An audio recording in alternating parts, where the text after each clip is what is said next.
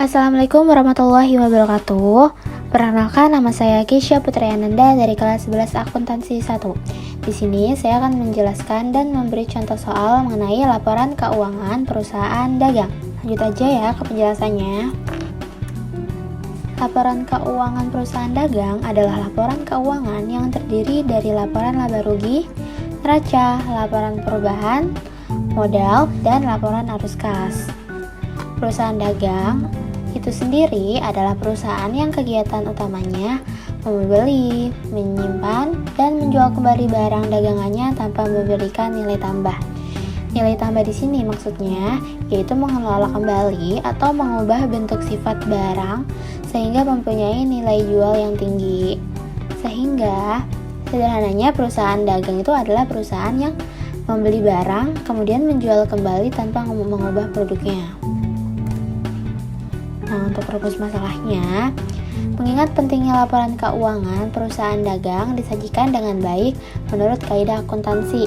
Pertama, itu pengertian, tujuan, fungsi laporan keuangan pada suatu perusahaan dagang. Yang kedua, siklus perusahaan akuntansi dagang. Yang ketiga, tahapan laporan keuangan perusahaan dagang. Nah, jenis-jenis laporan keuangan perusahaan dagang itu apa aja sih? Yang pertama, yaitu laporan laba rugi, laporan keuangan perusahaan dagang yang dibuat pada periode tertentu dengan menghitung semua pendapatan dan dikurangi dengan biaya misalnya biaya operasional, biaya pengusutan, biaya administrasi, dan biaya lain yang harus dikeluarkan dalam rangka mendapatkan pendapatan tersebut. Nah, yang kedua, neraca laporan yang dibuat untuk mengetahui nilai debit dan kredit dalam keuangan perusahaan.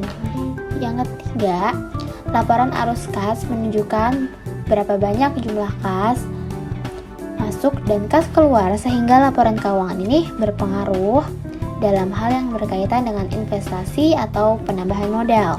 Jika perusahaan dagang mengalami perubahan modal, maka wajib menulis laporan perubahan modal untuk mengetahui besarnya modal yang dimiliki oleh perusahaan dagang pada suatu periode tertentu.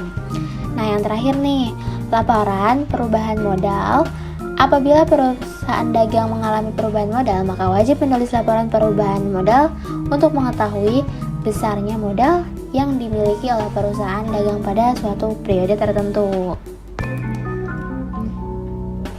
Nah, kita lanjut aja masuk ke tahapan penyusunan laporan keuangan perusahaan modal. Yang pertama yaitu mencatat seluruh transaksi. Yang kedua, menyusun jurnal khusus yang terdiri dari pembelian, pengeluaran, penjualan, dan penerimaan. Yang ketiga, menyusun jurnal umum. Yang keempat, posting ke buku besar. Kelima, menyusun neraca. Keenam, menyusun penyesuaian jurnal. Ketujuh, menyusun neraca lajur atau kertas kerja dan harga pokok penjualan atau HPP. Dan yang terakhir, yang kedelapan, yaitu menyusun laporan keuangan yang terdiri dari laporan laba rugi, neraca, perubahan modal, dan arus kas. Nah, sekarang kita masuk ke contoh dari laporan keuangan perusahaan dagang. Di sini saya akan menjelaskan soal laporan keuangan laba rugi perusahaan dagang. Kita lanjut masuk aja ke soalnya. Dengan nama pajak Keisha, NPWP-nya, jenis usahanya logistik, laporan keuangan pembukuan, metode penyusutan, metode garis lurus, metode pembukaan dari 1 Januari hingga 31 Desember 2021. Ini berikut soalnya ya, bisa di screenshot aja. Kita langsung masuk ke jawabannya biar nggak keliru ya. Boleh disalin aja soalnya ke sebelah kanan dulu biar memudahkan kita. Oke, ini tinggal kita salin aja untuk penjualan dan potongan penjualan. Nah, untuk selanjutnya kita tambahkan penjualan bersih yang dihasilkan dari penjualan ditambah potongan penjualan. Selanjutnya, kita salin persediaan barang dagang awal, pembelian, dan juga persediaan barang akhir. Lalu, HPP dihasilkan dari persediaan barang dagang awal ditambah pembelian dan dikurang persediaan akhir. Nah, untuk laba kotornya itu hasil dari penjualan bersih dikurang dengan HPP. Lanjut, untuk biaya operasional ini boleh kita salin dari komisi pembagian penjualan hingga biaya pemeliharaan mesin. Nah, lanjut total beban operasional ini boleh kita sum semuanya, dijumlahkan. Selanjutnya yaitu biaya umum dan administrasi boleh kita salin lagi dari beban gaji hingga beban listrik. Nah, selanjutnya yaitu total biaya umum dan administrasi ini boleh kita sum semuanya.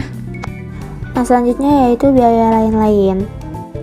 Total biaya lain-lain kita jumlahkan semua sumbangannya. Selanjutnya untuk total beban ini kita jumlahkan semua total beban mulai dari operasional, beban umum administrasi, dan juga beban lain-lain. Nah, selanjutnya yang terakhir itu yang kita cari adalah laba bersihnya. Laba bersih ini hasil dari laba kotor dikurang dengan beban.